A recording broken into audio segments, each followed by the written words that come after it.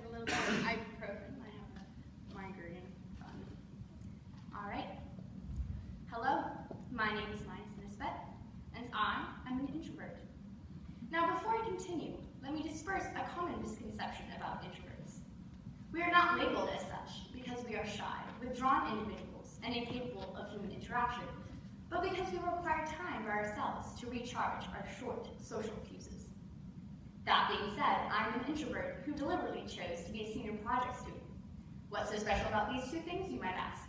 Well, because the demands of this course require an element of extroversion, I'm having to set aside my inconspicuous student role that served as my security blanket these past few years of high school and accept vulnerability.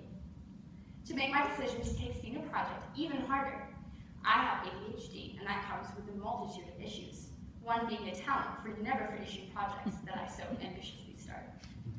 I can vividly remember instances as a child where I thought that if I put just a few hours or two of hard work, I could get immediate, satisfactory results, and while I was at it, maybe even save the world. Honestly, there is still a small piece of me that believes that can happen. However, I knew very little about the amount of hours and responsibilities I would have to undertake, and the number of hours I would have to devote to my project. The first weighted responsibility came in the form of a research paper. Nothing bothers me more than a dry, passionate stack of facts. I find the hue of the grading pen to be far more thrilling than the contents, so I discovered a sneaky way to bring poetry and research together by deciding to write my paper on the healing qualities of music. For the past couple of years, I've observed and been fascinated with how people react to a good dose of self-prescribed music. As an introvert, I use music as a tool to revitalize me and make me more open to human interaction, and I wanted to know if it benefited other people and in what way.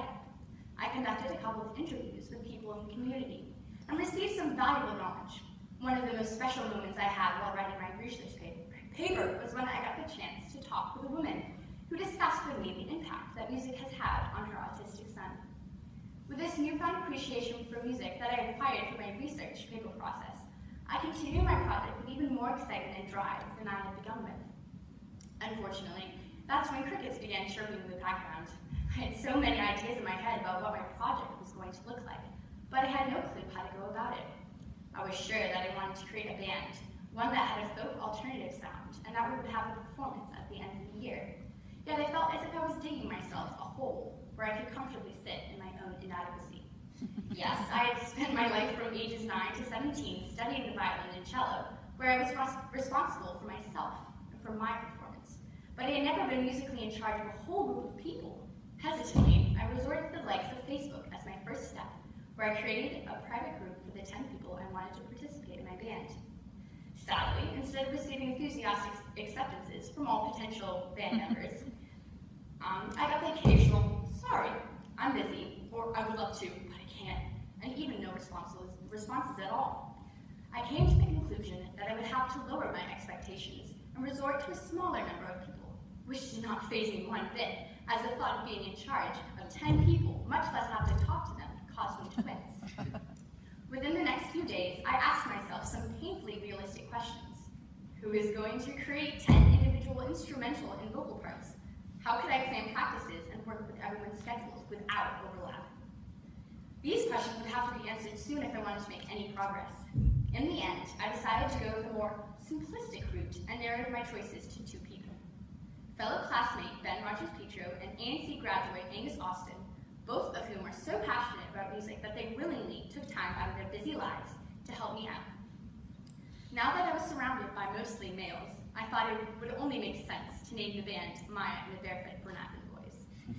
Even though I had decreased the numbers of my band, that did not mean that there were not going to be scheduling issues. Somehow, there wasn't a day where all 3 of us were available at the same time for so many months, so I had to make a plan B. Although considerably less glamorous than I envisioned, I began holding practices with only myself and either Ben or Angus. I would begin by playing a specific song a few times, and let the other person improvise until they decided upon a chord progression that they liked, with me occasionally adding an opinion and preferences.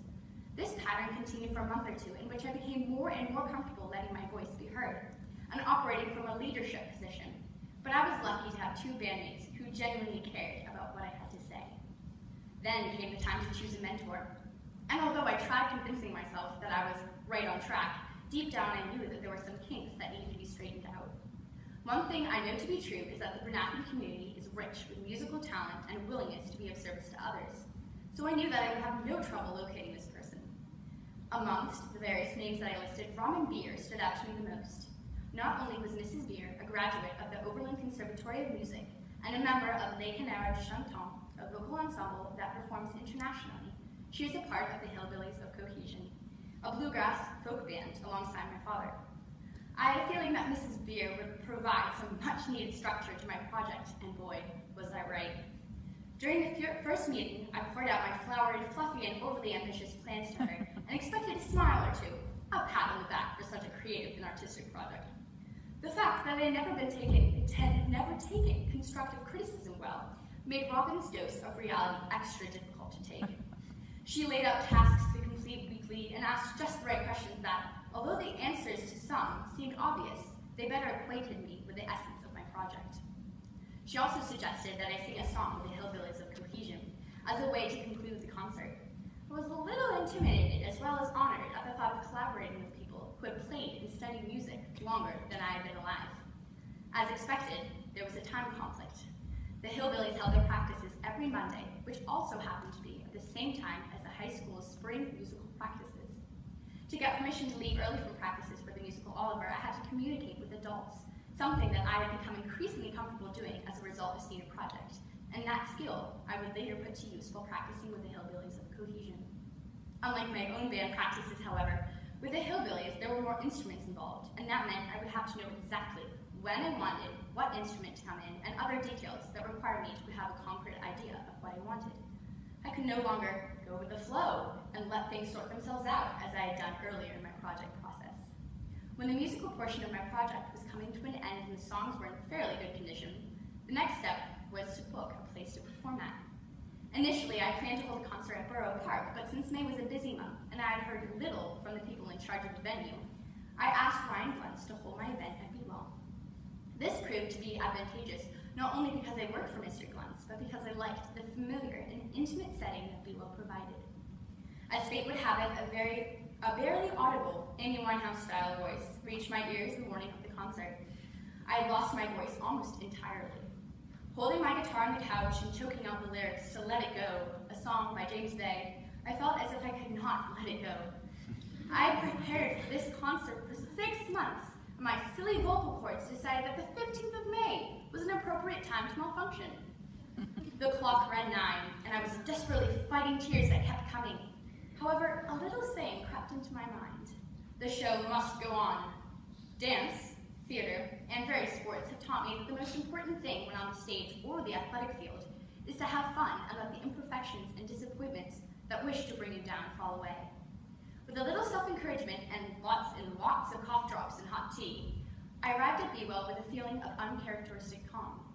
However, when I approached the microphone and sang the first line of Scarborough Fair, I felt the all-too-familiar panic wash over me. It took an enormous amount of effort just to project a single note, even one that was well within my range. And I had lost the bell-like clarity of my voice that I love so much. But as I looked into the familiar faces of the crowd, almost all of them who had some part in my project, whether physically participating or as emotional support, I realized how silly it was to be so nervous. Sure, there were a couple of notes I couldn't reach and chords I stumbled on, but I realized it is more important to be present in the now, to enjoy the way the strings feel under my fingers and the lyrics on my tongue, and to greet negative self-talk and let it move on. I placed a plastic food container on the counter at Bewell on the day of the concert with very low expectations as to the amount of money I would collect for Ethos, an Oregon-based organization that gives underprivileged inner-city children a musical education. I imagined a couple lonesome dollars pooled at the bottom, but of course the loving, boisterous crowd decided to pass it around. Not only did I notice $1 bills, but 5, 10, and even 20s going into the container. I can only gape and tear up at such kindness, not only in the donations, but in everyone's enthusiastic responses to our music. It did not seem to matter to them that their money was going to an organization that would benefit children from Oregon instead of Pennsylvania, as long as it serves someone in need. In the end, despite the small crowd, we managed to raise $219.31 to go towards Ethos. Now that the school year is coming to a close and I'm at the end of my senior project journey, it's easy to look back and appreciate the challenges that I have faced as a result of this class. This experience has certainly not been a stroll in the park, and I have had to override periods of frustration and helplessness when all I wanted to do was set my instrument down and crawl under the blankets and read a good book. But that would be a waste of the opportunities that senior project has given me. The opportunity to come out of my shell, open myself up to people, be in charge and learn more about my love for being around people, as crazy as that sounds. Most importantly, I came to realize through senior project of how passionate I am about teaching and pursuing a degree in education, which takes me back to the very first day of school when 7 fresh seniors shuffled into the senior project classroom and were told that by the end of the year, we would have become teachers instead of students. It looks as if that goal has been achieved. Thank you.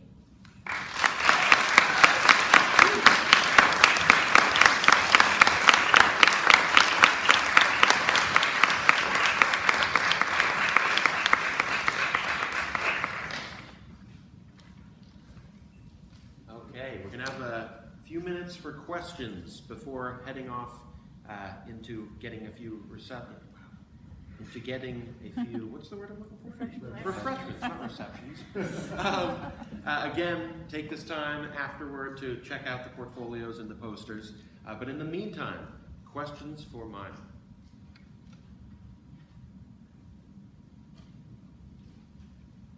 Maya, you mentioned your presentation or your performance at Be Well. How did your advisor help you with the final product? Did you know how many songs you wanted to sing going into that? Did you know which songs? Did your advisor give you input as to your performance? Definitely. I mean, as I said, she, with Les Canards Chantants, she is mostly in charge of booking places to play at. And so she really had an understanding of how to structure a performance, a musical performance. And of course, you know, I have the tendency to be very go with the flow, as I said, and let things sort themselves out. So having her just tell me, okay, you have to have a firm idea before you come into another practice, because these people have been playing for a long time and they need to know what you want.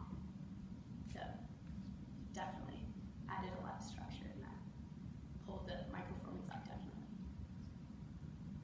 Other questions? I'll probably not. Repeated question. When you mentioned that working with a larger group was more challenging than working with the small group because you had to do just what you said, to let them know what you wanted. Was there any kind of research involved in how to arrange things, or what's a typical way to arrange that many instruments?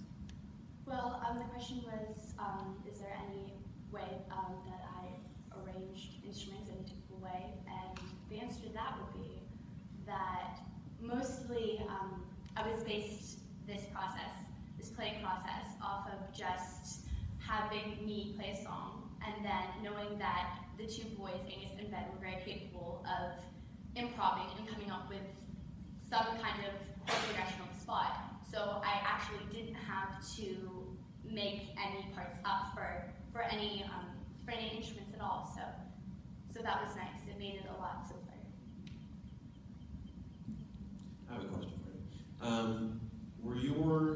Were these songs written by you, and what was it, the percentage that were written by you, some that were by others? Well, I had, the question is, were there any original songs, or were they mostly covers? And originally I wanted to create a couple of songs of my own for the performance, but due to time, I had to lower my expectations, and I wrote only one song, and the rest were covers. We performed about maybe 7 or 8 songs, so I was very content with that number. But it only took me 2 hours to complete my original song, and it was a lot easier than I thought it was going to be, and so I felt really disappointed because I could have had actually a lot more time than I thought I was going to have to come up with more songs. So at least I learned something in that area. Other questions?